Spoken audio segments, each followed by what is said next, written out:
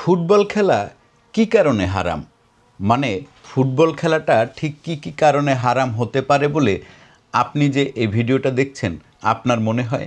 আপনারা দেখতে পাচ্ছেন যে বিশ্বকাপ শুরু হওয়ার পরে বিভিন্ন মাহফিলের বাইরে বড় করে সমাবেশ করে বিভিন্ন ধরনের পতাকা বহন করে তারপরে একটা গোষ্ঠী এটা বলার চেষ্টা করছে যে ফুটবল খেলা দেখা হারাম, ফুটবল খেলা হারাম, ফুটবল খেলা দেখা হারাম। শুধু তারা এটা বলেই ক্ষান্ত হয়নি, কোন কোন প্লেয়ারের মানে জার্সি পরলে, অর্থাৎ ব্রাজিলের জার্সি পরলে কি কি পাপ হবে, আর্জেন্টিনার জার্সি পরলে কি কি পাপ হবে, এই সমস্ত বিষয় নিয়ে বড় বড় বক্তব্য, বড় বড় মানে মিছিল সমাবেশ, মানে বড় বড় সমাবেশ পর্যন্ত হয়ে গেছে।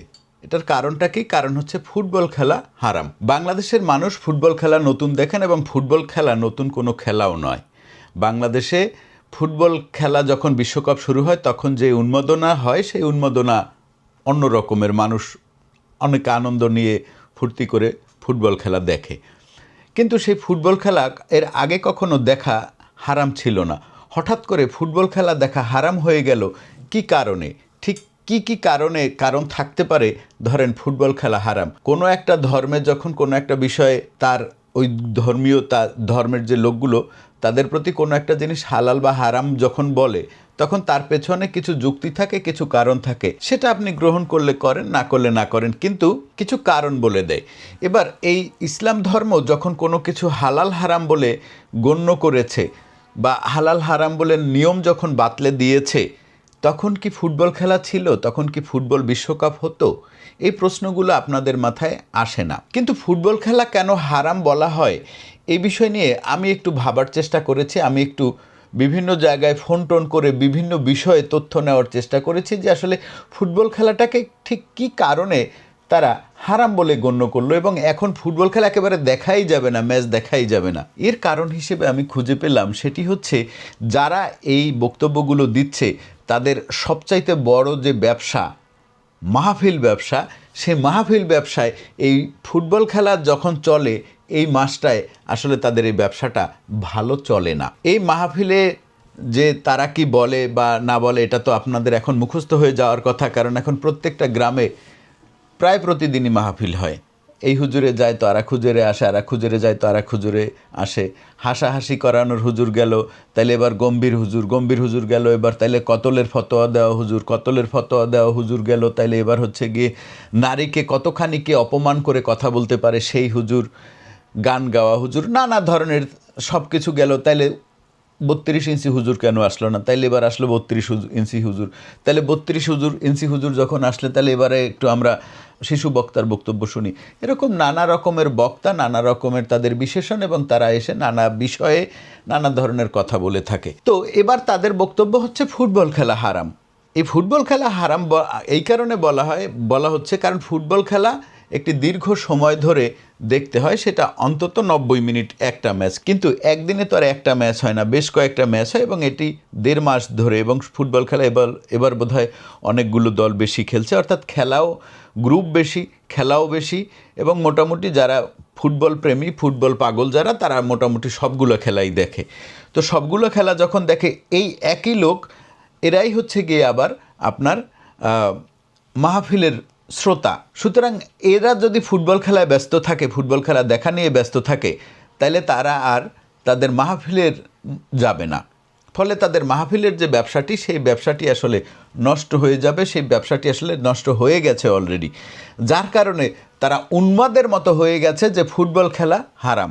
দেখেন, এই মাহফিলের বক্তারা নিজেরা কিন্তু গান শোনে, কিন্তু বলে আমাদেরকে গান শোনা হারাম। নিজেরা সিনেমা দেখে, আমাদেরকে বলে সিনেমা দেখা হারাম। নিজেরা সব কিছু করে কিন্তু আমাদেরকে বলে হারাম। এবারে কেন বলে গান শোনা হারাম? অথচ সে কিন্তু বলে যে আমার একটি ইউটিউব চ্যানেল আছে, আপনি সেই ইউটিউব চ্যানেলটাকে সাবস্ক্রাইব করে দেন। তাহলে সেই ইউটিউব চ্যানেলে সাবস্ক্রাইব করে কি দেখবেন? আপনি দেখবেন শুধুমাত্র তার বক্তব্য। তার মানে হচ্ছে গিয়ে এখানে গান হারাম, নাচ হারাম, নাটক দেখা হারাম, সিনেমা দেখা হারাম, ফুটবল খেলা দেখা হারাম, ফুটবল খেলা হারাম, সকল কিছু হারাম যেটা তারা করে না, যেটায় তাদের ব্যবসা নাই, এরকম সকল কিছু আসলে তাদের কাছে হারাম। এটার কারণটা কি? কারণ হলো কি, যত বেশি বিনোদন টিনোদন যা কিছু আছে মানুষের নিত্যদিনের বিনোদন, নাটক, সিনেমা, গান, কবিতা, ছবি আঁকা, এ সকল কিছু হারাম করে দিয়ে শুধুমাত্র আপনি তার বক্তব্যটা শোনেন, 4টা বিবি আনেন ঘরে, বাচ্চা পয়দা করেন, এরপরে ভিক্ষা করে খান। সেই বাচ্চাদেরকে আবার মাদ্রাসায় দেন, সেই মাদ্রাসায় গিয়ে আবার সেই বাচ্চারা ভিক্ষা করে খাক। এরকম একটা চেইন সার্কেলের মধ্য দিয়ে তারা আপনাকে একটি জীবনযাপন করাতে চাচ্ছে। কিন্তু ওদিকে তারা ফুটবল খেলা নিয়ে এত হারাম হারাম বলে, অথচ এমন কোনো দিন নাই যে অন্তত 3টি 4টি ধর্ষণের সংবাদ আমরা পাই না। প্রত্যেক দিন এমন কোনো দিন নেই। আমি তো এই সংবাদগুলো কালেক্ট করি, আমি তো আসলে এগুলো নিয়ে কাজ করি। আপনারা হয়তো জানেন কিনা যে মে মাসের প্রতিবেদন অলরেডি কয়েকটা পত্রিকায় ছাপা হয়েছে, এটা নিয়ে বড় ভিডিও আসছে। এই মাদ্রাসায় শিশু ধর্ষণ করার থেকেও কি আসলে ফুটবল খেলা দেখা হারাম? এই প্রশ্নটা আপনি কেন এই মাহফিলের হুজুরকে করেন না? এই মাহফিলের হুজুর যখন গলার রক ফুলিয়ে ফুটবল খেলে যারা তাদেরকে গিয়ে কাফের বলে ঘোষণা করে দেয়, তখন আপনি কেন এই প্রশ্নটা করেন না যে মসজিদের মধ্যে 4 বছরের শিশুটিকে যে ধর্ষণ করলেন, ফুটবল খেলা দেখা কি এক হাফেজ আর এক হাফেজকে দিনের পর দিন যে ধর্ষণ করছে, তার থেকেও কি বড় পাপ ফুটবল খেলা দেখা? মহান আল্লাহ পাক রাব্বুল আলামিন যে এই শুধু পৃথিবীর স্রষ্টা না, সে সমস্ত মহাবিশ্বের সূর্য, বৃহস্পতি, ও তারপরে গিয়ে এই যে crore crore million billion Galaxy, এত কিছু স্রষ্টা, সে আপনাকে এসে খোঁজ করে দেখবে যে আপনি মেসির জার্সি পরেছেন না রোনালদোর জার্সি পরেছেন না নেইমারের জার্সি পরেছেন, এই জন্য আপনাকে শত কোটি বছর আগুনে পোড়াবে? ভাই, এই কথা বিশ্বাস করেন? আপনারা দেখবেন যে তারা সকল কিছুকে হারাম বলে এমন একটা দিকে আপনাকে হালালে নিয়ে যাবে যেখানে তাদের আসলে দিন শেষে অর্থকরী সম্পর্কযুক্ত ব্যবসা রয়েছে। এই যে আপনি আর্জেন্টিনার কোনো পড়তে পারবেন না, কি বলে, আর্জেন্টিনা কাফের দেশ, তারপরে ব্রাজিল কাফের দেশ, তাদের জামা কাপড় পরা যাবে না। ভাই, তুই এই কথাটা যে বলছিস, সেটাই যে মোবাইলে বলছিস, সেটাই তো আসলে একটা কাফেরের বানানো মোবাইল। এই ভণ্ডামি যে তারা আপনাদের চোখের সামনে দিনের পর দিন করতে পারছে, কারণ গিয়ে আপনারা এর বিরুদ্ধে কোনো কথা বলেন না, বরং হুজুরকে বাড়িতে ডেকে, সেই ধর্ষক হুজুরকে বাড়িতে ডেকে যে মাদ্রাসায় ছেলে শিশু ধর্ষণ করে, মেয়ে শিশু ধর্ষণ করে। আজকে একটি সংবাদ দেখলাম যে এক গর্ভবতী 5 মাসের গর্ভবতী নারীকে এক মাদ্রাসার শিক্ষক বাসায় ঢুকে ধর্ষণ করে আসছে, অথচ তাদেরকে আপনারা পয়সা দিয়ে ভাড়া করেন। আপনারা কি ভাই, আপনাদের মাথায় কি একটাবারের জন্য আসে না যে এই যারা দিনের পর দিন নিজেদের শিক্ষা প্রতিষ্ঠানে কোরআন শিক্ষা দেওয়ার নামে ছোট ছোট বাচ্চা শিশুদেরকে ধর্ষণ করে আসছে, তাদেরকে কেন আপনি জাকাতের টাকাটা দেন? অথচ আপনার নিকট আত্মীয় যে গিয়ে না খেয়ে থাকছে, যে চিকিৎসার জন্য অর্থ করে ভিক্ষা করে বেড়াচ্ছে, তাকে আপনি টাকাটা দিলে কিন্তু তার চিকিৎসাটা হয়ে যায়। ভাই, জাকাত কাকে দিতে বলেছে আল্লাহ, ফিতরার টাকা কাকে দিতে বলেছে, এটি একটু কোরআন হাদিসে পড়ে দেখেন। কোরআন হাদিসে পড়ে দেখে তারপরে সেই অনুযায়ী টাকাগুলো বন্টন করেন। আপনার জাকাতের টাকা খেয়ে, আপনার জাকাতের টাকায় মাদ্রাসা করে, সেই মাদ্রাসায় যদি শিশু ধর্ষণ করা হয় দিনের পর দিন, তার জন্য আপনি দায়ী হবেন। সে এখন আপনার ব্যক্তিগত জীবনে হানা দিচ্ছে। আপনি ফুটবল খেলা দেখবেন, সেটাও আপনাকে দেখতে দিবে না। নাটক দেখা বন্ধ করছে, সিনেমা দেখা বন্ধ করছে, টিভি দেখা বন্ধ করছে, নাচ নাই, গান নাই, ছবি আঁকা নাই, সব কিছু বন্ধ। মানুষ ফুটবল খেলাটা দেখবে, সেটাও দেখতে দিবে না, সেটাও হারাম।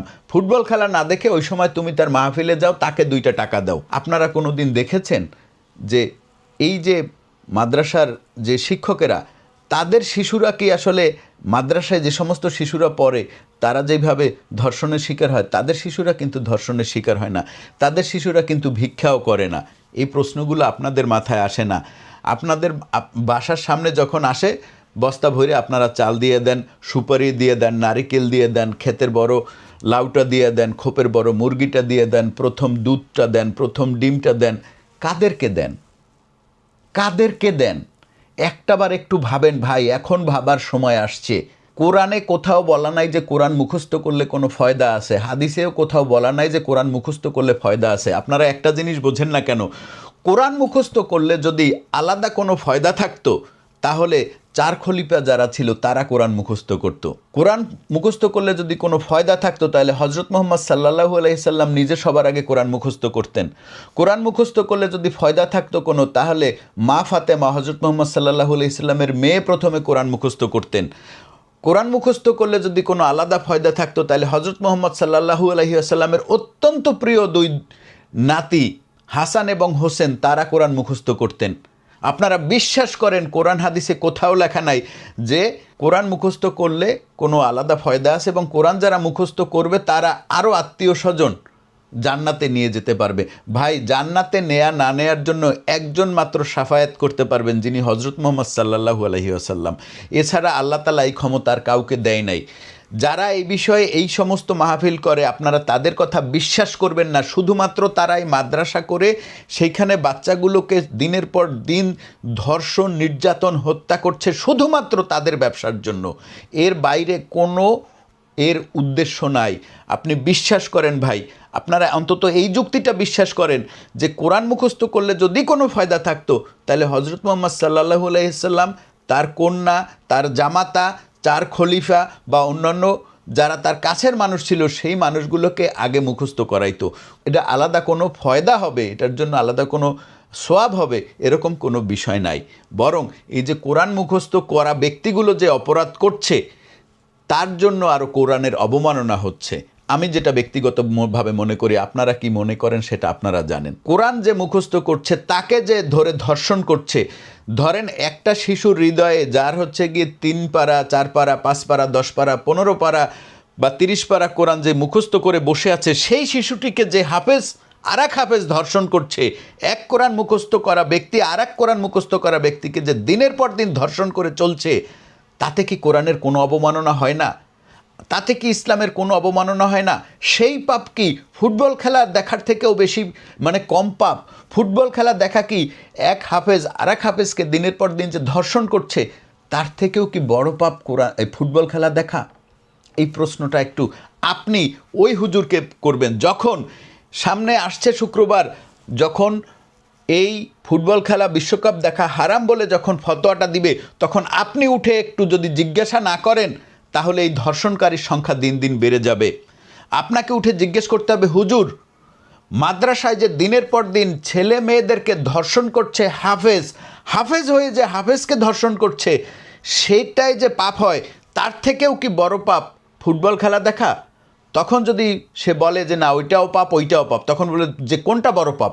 যদি মাদ্রাসায় শিশু ধর্ষণ করা বড় পাপ হয় তাহলে আসেন আগে আমরা মাদ্রাসায় শিশু ধর্ষণ বন্ধ করি, তারপরে ফুটবল খেলা পাপ কি পাপ না সেটা খুঁজে কোরআন হাদিস থেকে বের করি, তারপরে কথা বলি। যদি এইভাবে আপনারা কথা বলতে না পারেন তাহলে আপনাদের সকল কিছু এরা একদিন গ্রাস করে নিয়ে যাবে।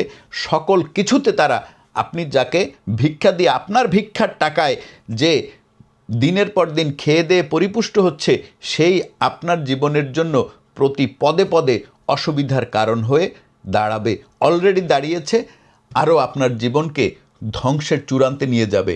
এইভাবে আপনার জীবনকে তারা কন্ট্রোলে নেয়ার আগে এখনই রুখে দাঁড়ান। এরা কোরআন হাদিসের নাম বলে এমন কোনো বিষয় আমাদের উপরে চাপিয়ে দেয় যা একেবারেই তাদের নিজেদের বানানো বিষয়। এই বিষয়ে যদি নিয়ে আপনি আজই কথা না বলেন তাহলে আমাদের বাংলাদেশ ধ্বংস হবে, প্রতিটা পরিবার ধ্বংস হবে, আপনি ধ্বংস হবেন, আপনার সন্তান ধ্বংস হবে।